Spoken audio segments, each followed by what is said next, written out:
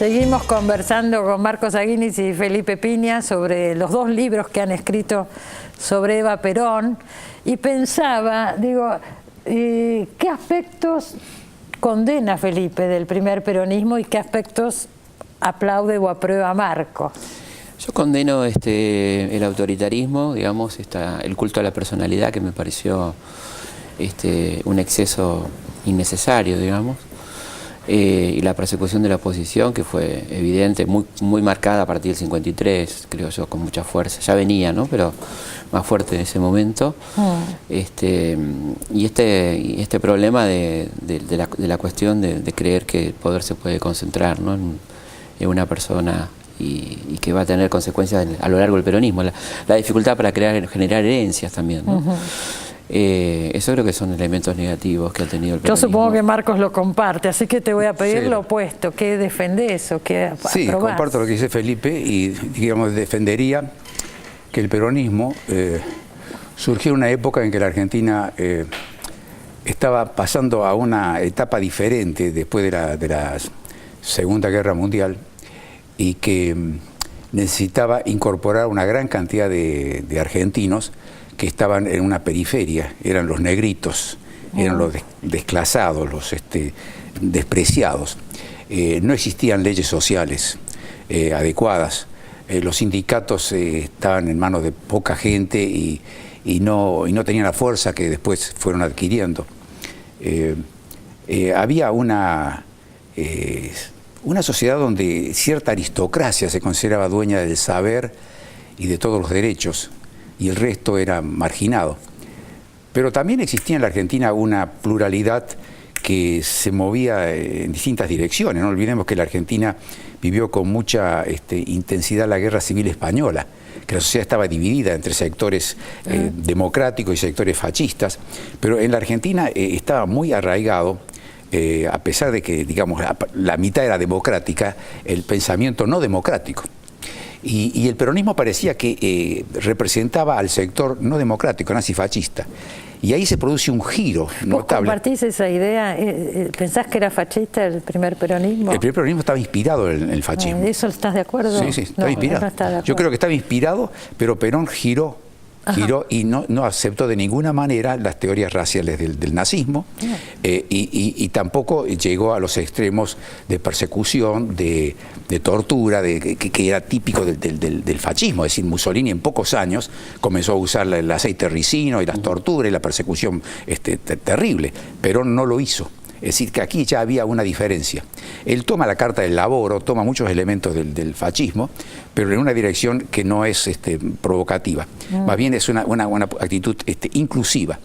Y hay muchos rasgos de él donde la conexión con el pueblo y con la gente que estaba marginada ha significado un cambio y que llevó a que se enamorara mucha gente de él. Por razones muy comprensibles, él no solamente gana la primera elección, sino que cada vez gana con más votos. Claro. Es decir, la sociedad iba acercándose a él. Al principio parecía de que había reparto de dinero, dádivas y, digamos, soborno. Pero después se muestra que no era así, que la gente lo seguía realmente a él. Entonces, esa parte fue positiva.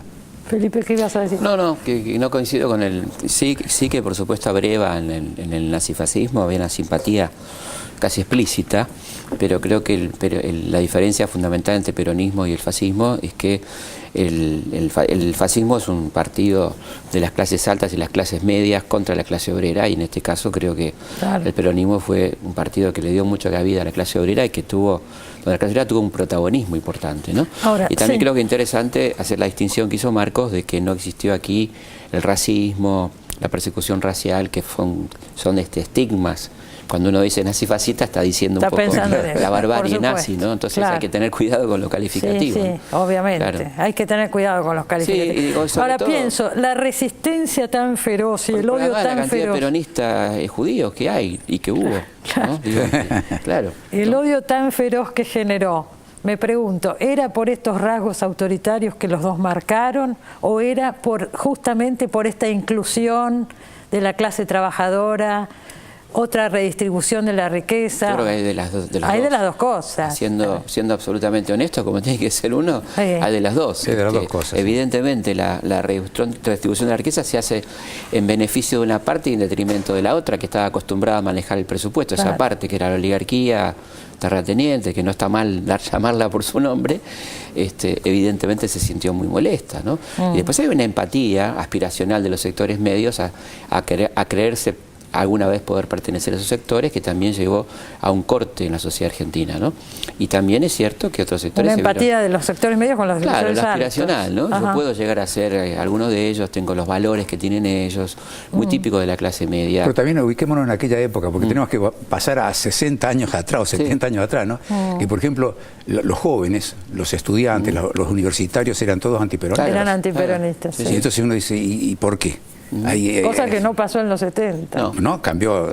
Justamente, esa es una característica muy negativa que tiene nuestra sociedad, que da vuelcos brutales, extremistas, sí, pero y que son debe haber negativos. causas también pero para que hubo todo cambio, esto ¿no? Porque suceda, la universidad de los 50 era una universidad, evidentemente, el peronismo no manejó bien la universidad. No, claro. Tenía unos profesores fascistoides, digamos, ¿no? Pero no así en el 73, donde teníamos a Puigros, teníamos otra gente que invitaba a la intelectualidad a acercarse, ¿no? De centro izquierda o de izquierda, qué sé yo, cosa que por supuesto no pasaba en los 50. Tenemos un ejemplo emblemático que es el Che, ¿no?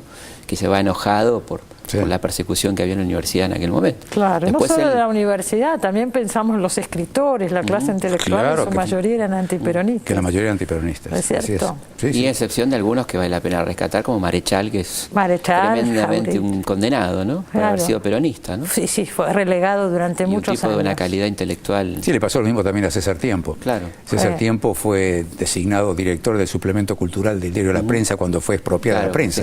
Y la expropiación de la prensa cayó muy mal, como una forma de perseguir a la prensa libre.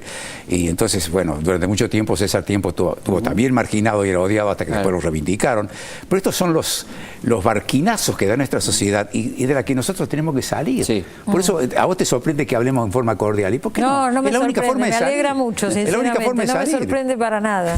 No, digo que lo mismo criterio erróneo con Borges, ¿no? Digamos, de odiar a Borges porque era un tipo con ideas en algún momento incorrectas o qué sé yo. Bueno, eso se ha superado. ¿Cómo vamos a...? Claro, eso está totalmente superado, afortunadamente. Hoy todos estamos orgullosos de tener un Borges, ¿no? Pensemos como pensemos.